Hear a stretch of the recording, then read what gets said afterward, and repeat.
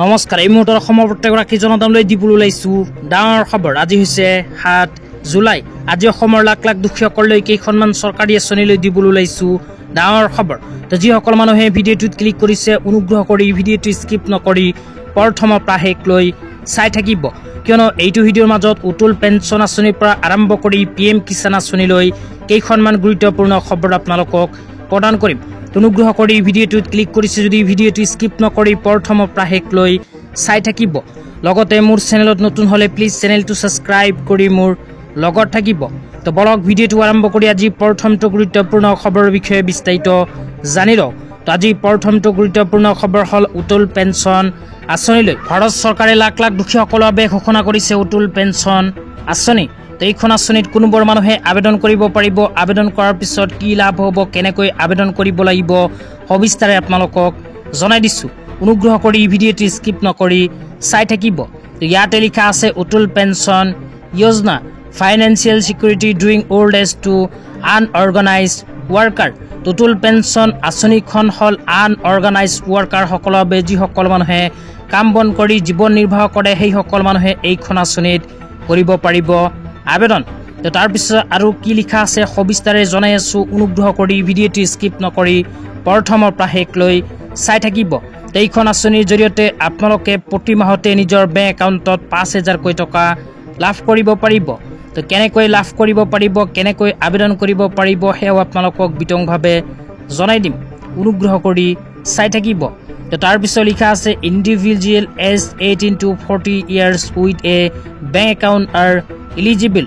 তো আপোনালোকৰ বয়স যদি 18 বছৰৰ পৰা আৰম্ভ কৰি 40 বছৰৰ ভিতৰত আৰু আপোনালোকৰ যদি এখন বেংকৰ একাউণ্ট আছে তেন্তে এইখন আঁচনিত কৰিব পাৰিব আবেদন। তো ইয়াৰ পিছত লিখা আছে equal pension to the spouse in case of death of the account holder. তো আপোনালোকে এইখন আঁচনিত আবেদন কৰাৰ পিছত আপোনাৰ যদি মৃত্যু হয় তেন্তে আপোনাৰ ঘৈণীয়েকেও এইখন আঁচনিৰ জৰিয়তে লাভ কৰিব পাৰিব পেঞ্চন। তো কিমান টকাৰ পেঞ্চন লাভ কৰিব সেই আপোনালোকক জনাই দিছো। অনুগ্ৰহ কৰি ভিডিঅ'টো স্কিপ নকৰি প্ৰথমৰ পৰা শেষলৈ চাই থাকিব। লগতে মোৰ চেনেলত নতুন হলে এনেকুৱা নতুন নতুন ভিডিঅ' সকলোতকৈ আগত পাবলৈ প্লিজ চেনেলটো সাবস্ক্ৰাইব কৰি মোৰ লগত থাকিব। তো এতিয়া আপোনালোকক জনাই আছো অটল পেঞ্চন আঁচনিত আপোনালোকে কেনেকৈ কৰিব পাৰিব আবেদন। তাৰপিছত লিখা আছে monthly pension up to 5,000 from 60 years of old. তো আপোনালোকে এইখন আঁচনিত আবেদন কৰাৰ পিছত আপোনাৰ বয়স যেতিয়া 60 বছৰ সম্পূৰ্ণ হ'ব, 60 বছৰ সম্পূৰ্ণ হোৱাৰ পিছত প্ৰতিমাহে ৫,০০০কৈ টকা লাভ কৰিব। কিন্তু নিৰ্দিষ্ট পৰিমাণে আপোনাৰ বয়স অনুপাতে এইখন আঁচনিৰ টকা জমা থ'ব লাগিব, তাৰপিছতহে পেঞ্চন আঁচনিৰ টকা লাভ কৰিব। তেতিয়া আপোনালোকক দিবলৈ ওলাইছোঁ আজি দ্বিতীয়টো খুবেই গুৰুত্বপূৰ্ণ খবৰ। আজি দ্বিতীয়টো গুৰুত্বপূৰ্ণ খবৰ হ'ল PM কিষাণ আঁচনিলৈ। তো যিসকল কৃষকৰ নাম PM কিষাণ আঁচনিত অন্তৰ্ভুক্ত হৈ আছে সেইসকল কৃষকৰ বাবে ABP নিউজৰ ফালৰ পৰা এনেকুৱা এখন আপডেট প্ৰদান কৰিছে। তো ইয়াতে কি লিখা আছে পঢ়ি বিতংভাৱে আপোনালোকক জনাই দিছোঁ। ইয়াতে লিখা আছে PM किसान सम्मान निधि योजना की 20वीं किस्त का इंतजार कर रहे हैं, किसानों का इंतजार जल्द ही खत्म होने वाली है।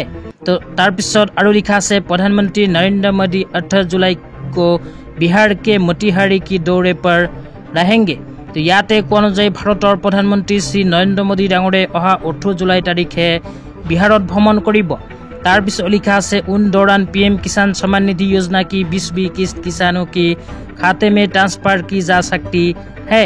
PM किसान की किस्त 4 महीने की अंतराल पर ट्रांसफर की जाती है। इससे पहले PM किसान की 19वीं किस्त 26 फरवरी 2025 को जारी की गए थे। তাৰপিছত আৰু লিখা আছে इसे 4 महीने पूरी हो गए हैं। फिलहाल PM किसान सम्मान निधि की 20वीं किस्त को लेकर केंद्रीय सरकार की ओर से कोई आधिकारिक जानकारी नहीं दी गई है।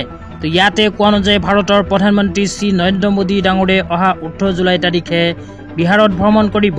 তো বিহাৰত ভ্ৰমণ কৰাৰ দিনাখনেই PM কিষাণ আঁচনি 20 নম্বৰ কিস্তিৰ 2,000কৈ টকা প্ৰদান কৰিব পাৰে। কিন্তু এতিয়ালৈকে অফিচিয়েল কোনো আপডেট চৰকাৰৰ ফালৰ পৰা প্ৰদান কৰা নাই। তো যেতিয়া কোনো অফিচিয়েল আপডেট প্ৰদান কৰিব তেতিয়া আপোনালোকক লগে লগে ভিডিঅ' বনাই জনাই দিম। অনুগ্ৰহ কৰি মোৰ চেনেলত নতুনকৈ ভিজিট কৰিছে যদি চেনেলটো সাবস্ক্ৰাইব কৰি মোৰ লগত থাকিব। আৰু ইয়াৰ নেক্সটত কেনেকুৱা ধৰণৰ ভিডিঅ' চাব বিচাৰে সেয়াও এইটো ভিডিঅ'ৰ কমেণ্ট বক্সত কমেণ্ট কৰি জনাই দিবলৈ নাপাহৰিব। তো আজি ইমানেই, ধন্যবাদ।